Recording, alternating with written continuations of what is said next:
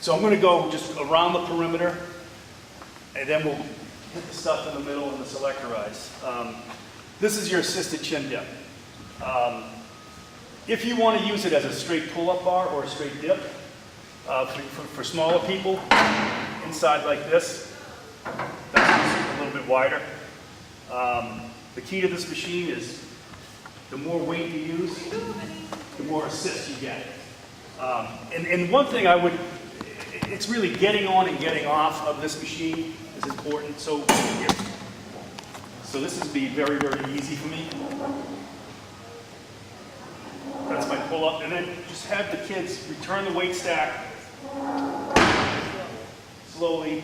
It's not going to break, but you don't want people slamming around. And it's, it's a wellness center. It's not a Gold's Gym, grunt room.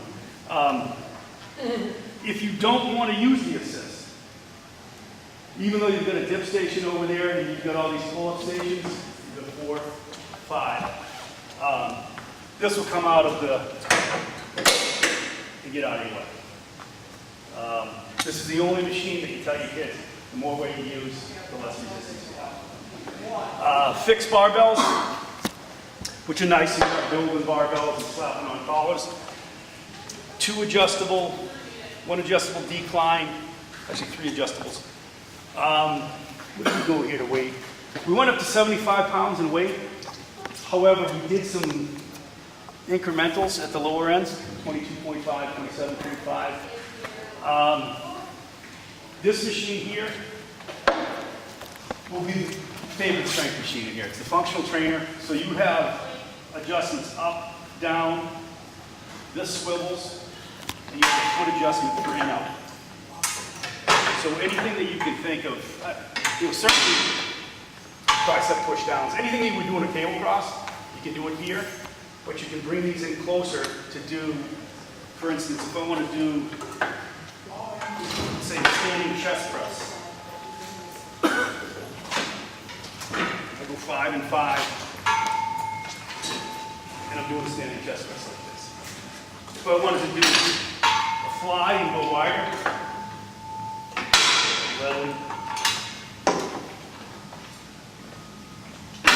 11, and then I can do a fly. If you want to start a kid off doing, let's say, a squat, and you don't, maybe they're and they've never done one.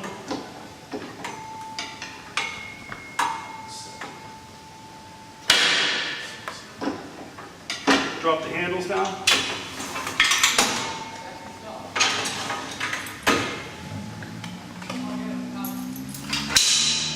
And now they can do an easy squat like that. Very, very safely.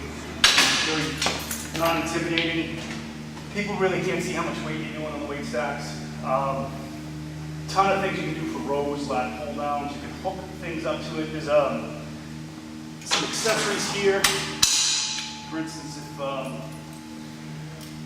to do, say, a 1-arm tricep kickback, you have these what you call grenades. Snap that on. And you do your tricep kickback using that. This tricep ropes and single handles and in or out of thigh grip there as well. So there's just a million things you can do with this.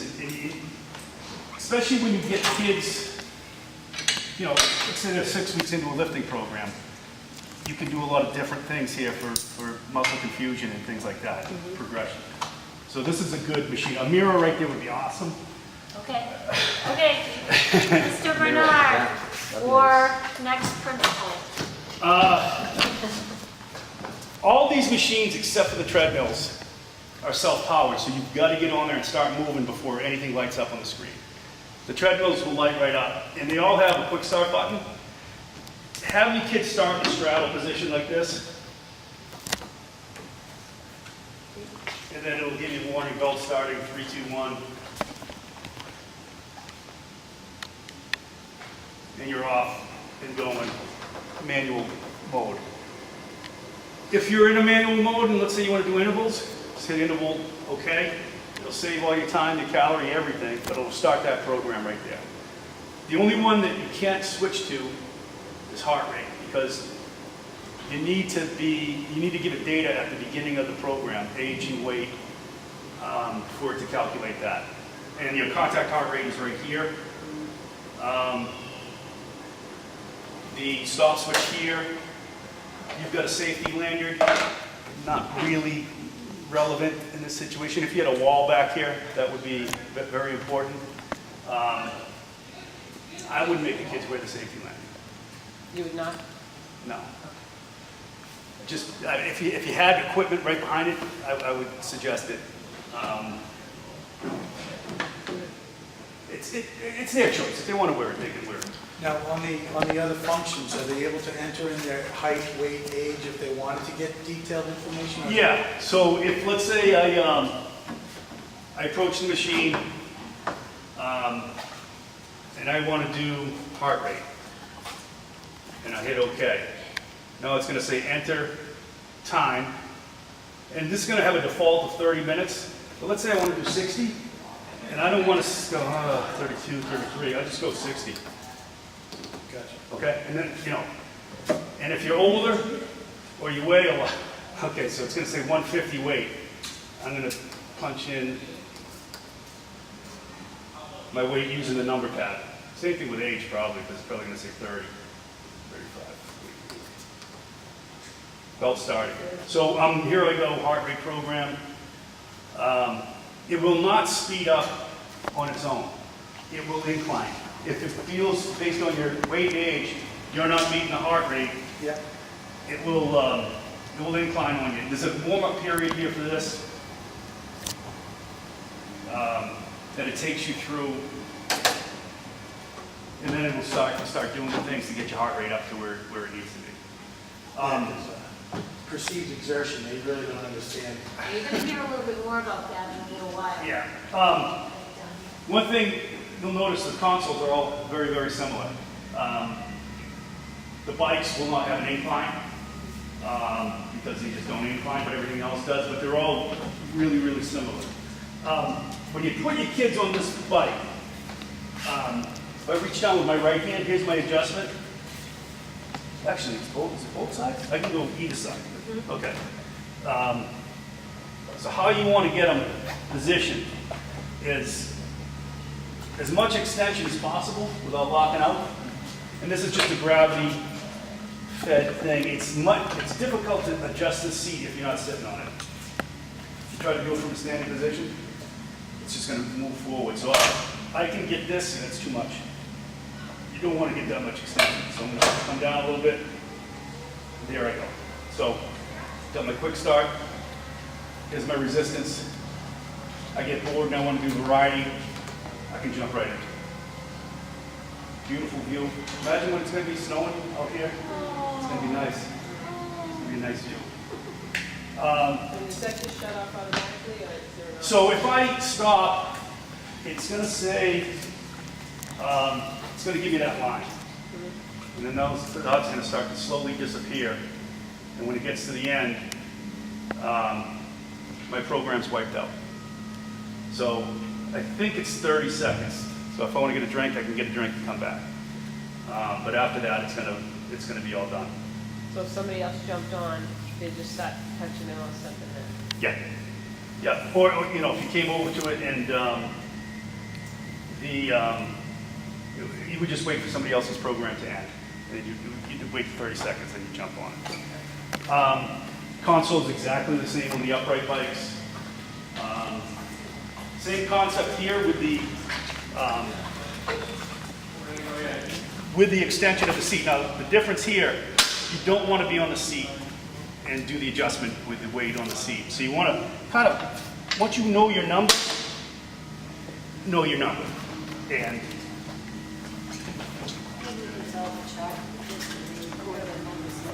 so that's too low. So I'm number 5. And then again, you got to get going. Exact same stuff is there. And the handlebars are built so that you can do this as well. Have the kids wipe down their own machines. When they're done, it's just automatic. They go and they get the thing and they wipe it down. And when you say wipe it down, is it not, shouldn't be spraying this? Or? I would have them spray the rag And then what? and then wipe. We're using very, very highly diluted simple green. It can gum up on you after a while if it's not diluted or they're spraying too much on it. So spray the rag and then hit the handlebars and hit this. What about the sensors, the metal? Yeah, hit those two. Yeah, they're not gonna rust. This will be everybody's favorite machine who's really wants a more rigorous workout. This is the adaptive motion trainer, or the AMT. There's a learning curve. If somebody gets on this that's never been on it, they're gonna flounder for a little bit. Most people are used to getting on a piece of cardio and it dictates the movement. This one, you dictate the movement. Forwards, backwards, up, down, sprinting. So what I would recommend, and the first time I got on this, I had a hard time. I like hands here, and I just kind of lean back, engage the upper body, and get the stride going. And you can do full, sprinting strides. You can fall back into a climbing motion. You can go reverse. And it changes. You don't have to touch anything here. It changes at the speed of thought. Do you want to hop on? Me? Yes. Sure. No, it's some people I've seen them click on it right away.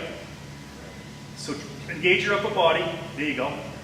You're going backwards, which is fine. You can see where you've been. Try to reverse and go forward. There you go. There you go. man. Perfect. So is she pressing with her toes to get that going? Yeah, but this one, the upper body is significant here. Yeah. You want to engage that upper body. That was very, very well done. That's on videotape too. So if you're we got used to Rainy being Leonard? about 125, you're going to be about 155, 160 on this for heart rate. 155? Well, You're gonna jump higher. Because he's using the whole body. yeah, you really, like the first day I used this, I was sore the next day. Oh. You're going to really, you'll feel this in your legs. And NFL loves this machine. Shaquille O'Neal came to the Celtics, demanded this machine. He had the toe problem at the time, and this was something that he could train on. Oh, great. It's the no excuse machine for the track. I guess so. These are your ellipticals. And we were talking about perceived exertion. When Precor invented the elliptical in '95, the big feature to it was this cross root here. So it'll change angles. Down low is kind of like a skier, the middle like a bike, all the way up is kind of like a climber. But what it does is it changes the muscles that you're using, so the lactic acid buildup, it's not really, you flush it out, not like a bike. So you have low perceived exertion on these machines, but high actual exertion. Not as high as those, but pretty high. Again, you can just jump on, quick start. Let's see if I get that. And how is that changing right now? That's based on, like I just noticed your angle is going. Oh, I'm hitting it up. Oh, all right, I didn't know you were doing anything. I was like, it knows. So you're dogging it? Well, no, so if I would do, if I were to do I wonder if I did an interval,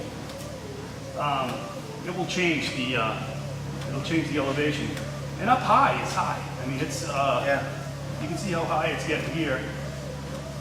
Now, we were talking about, Rainey and I were doing a fitness course, and we're talking about interval training. Yes. And then the opposite, reverse intervals, where they're timing themselves. Do they have the ability to work at a certain level, and then the heart rate tells them, and they can come down while they're on the machine, or should we be doing that in a station center, like in the auxiliary gym? In other words, is that too complicated? No, I know that the interval rate on the AMT. So what you do there, it's 2-minute intervals, and you set the resistance at each level. So you can go 16 to 6. Yeah. You can You go do it 10, on that? 10 to 2. I don't know. Let me, Probably Probably just doing the level, right? The level that you would, Yeah, it will change the level for you. I'm just, give me 1 second, let me Yep. see here. And it will, okay. Enter time, 10.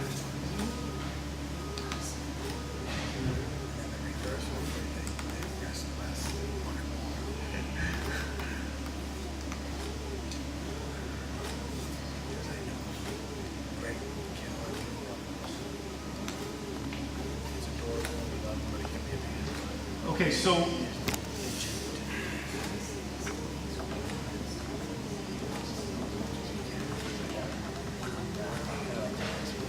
this interval, you manually set the resistance, but you can set your height.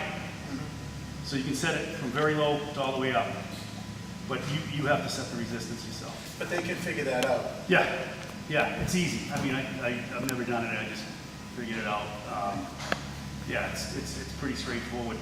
All these things are made so that you get on, again, quick start button. I would have all your kids get on their first workout, be a quick start. Once they get the motion down, then say, go ahead and switch over to a program right in the middle. And, anyone that you want. And, make it at least interesting for them. Right. Okay, this selectorized piece here, you'll notice up here, it tells you your height, where you should be on your seat and your handles. And again, it's a starting point. This is set for,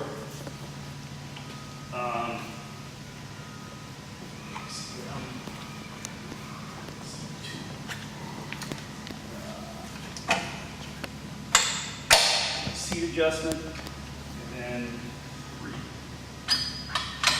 And this is a converging axis shoulder press.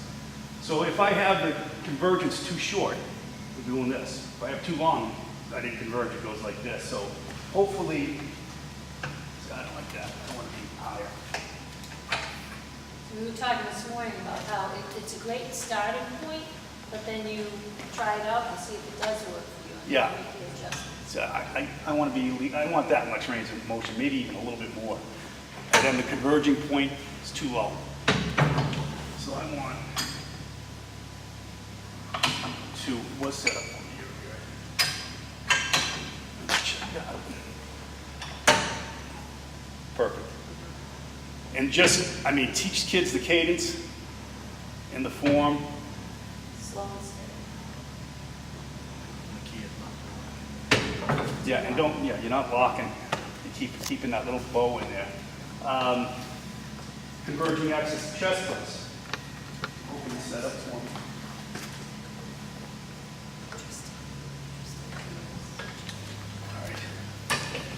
All right, height, perfect. This feels good. You can feel this, rather than just a straight traditional chest press. You can feel that convergence. Yeah, you can definitely feel it.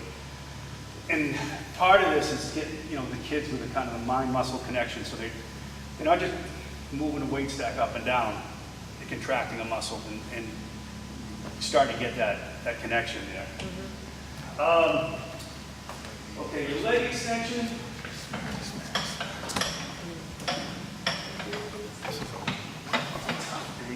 want to come in and use it. Yeah. Oh, there it is. Okay, adjustment here. This is an ankle adjustment here, and this is a range of motion adjustment. Sitting back, straightforward. Now, is there anything, and I'm going back a few years, but are there any back additions in case kids don't have the quad length to reach? So, you mean Like to putting another scoot you pad forward? there, Sean? Yeah. Yeah, so you can, so that's as far up as it goes. You might consider getting an additional pad for the young kids and just slide the pad in. Same thing here, too. Pad, mirror. Seated leg curls. So I've got my ankle adjustment there. I've got my range of motion adjustment here. And then this piece, this locks me in. Override. Hammies.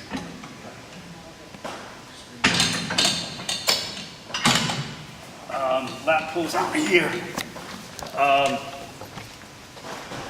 Just one adjustment here.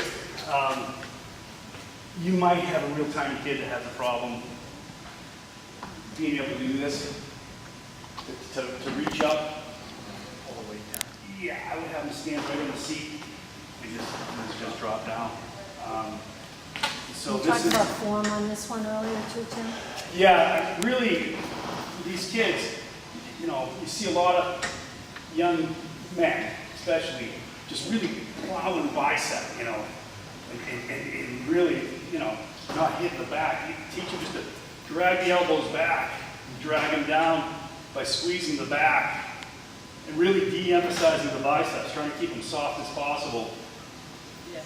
and getting, Yeah, 'cause they want to lean back, right? Most of them. yeah, a lot of them just want to jerk that weight up Yeah. and do as much as they can. And it's because of their age, you know, that's what they do. But we,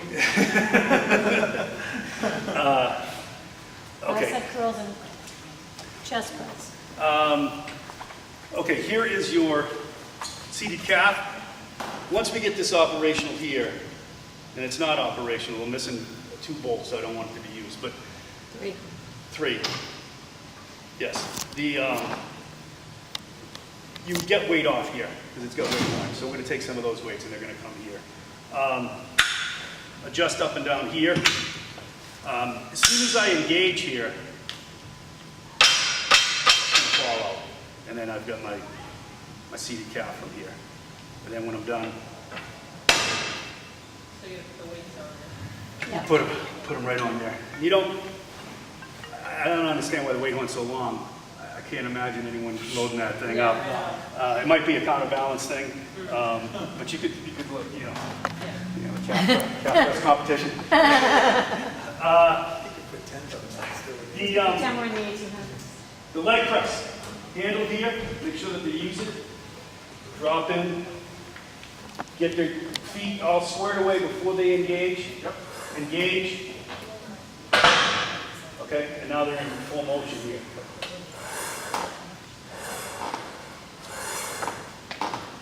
And we talked about foot position on there, and then you can do your calf. Pretty wide. You can do, say you're doing calves, I would, just because it's easy to slip off, I would have them keep the safeties on.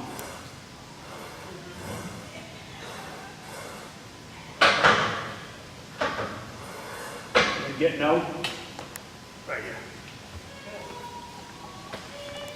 Knee raise dip, so this is a dip station facing in here. You would do dips this way, or you could turn around, and this is an ab station, so you can do, this is a little bit easier, this is a little bit harder, but you can do obliques due to the side. Your back extension, I wouldn't let them pull a 45-pound plate and put it behind their heads. You see some of them do that. Just have them increase their reps, or you know, use lighter weight. And just the key here is not to hyperextend. So it's down, it's up to flat. Down. You don't want to see this, because that's just a no-no. That's a good way to get injured. And that adjusts up and down for the two. Yeah. So your adjustment. So they should mark it what their space is. Yes. It's not really giving me a number on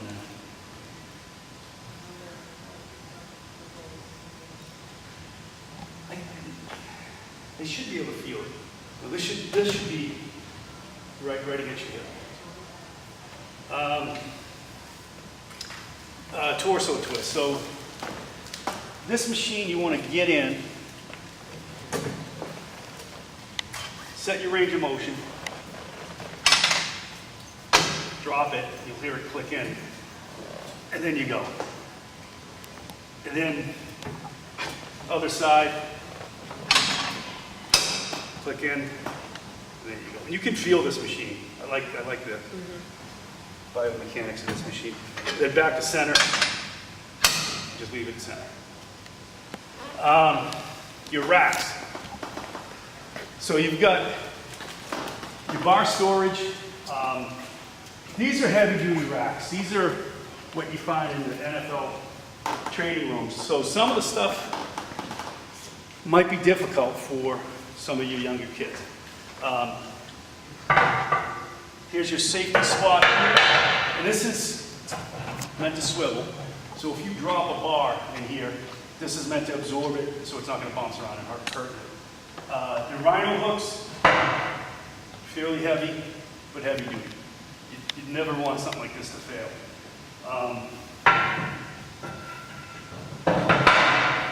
Your benches, they have a thing in here, and this won't pull out unless I tilt it back and pull it out. Okay, so that's locked in from underneath there. You've got two adjustments on here. This one, which is incline, decline, and then, well, I'm back here. Here's your spotter's platform right here. And then I can use this to go back and forth. It's out. It's out. I'm sorry. Push in. And now we'll move it back and forth.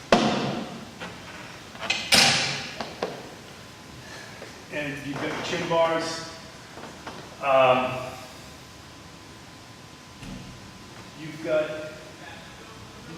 you see people using chains. Has anyone seen where you use chains now for explosive and bands and things like that? You can use those in this platform. But let's say if you're doing squats, just bring the bench out here. And that's pretty much it. I think there'll probably be questions in a couple weeks. I'll come back if need be, but a lot of them are, can just be answered. Most of them pertain to cleaning. How do I get kids to re-rack? They should strip every bar when they're done. Every dumbbell goes back into its holder, and just clean up after yourself. If you ban somebody from here for a month, word will get around, and they'll be bummed out. And it's a good way to do it. First time, hey, you're out of here for a month. Second time, it might be the rest of the year. Yeah. No belts, jeans. No headphones unless they're on a piece of cardio. Background music, but you can't have any zombies walking around with headphones on. If you go into a varsity weight room at a college, team captain puts on the music and there are no headphones at all. Just because, I'm doing incline flies over there and walking around, there's got to be a consciousness in here. Any questions, anybody?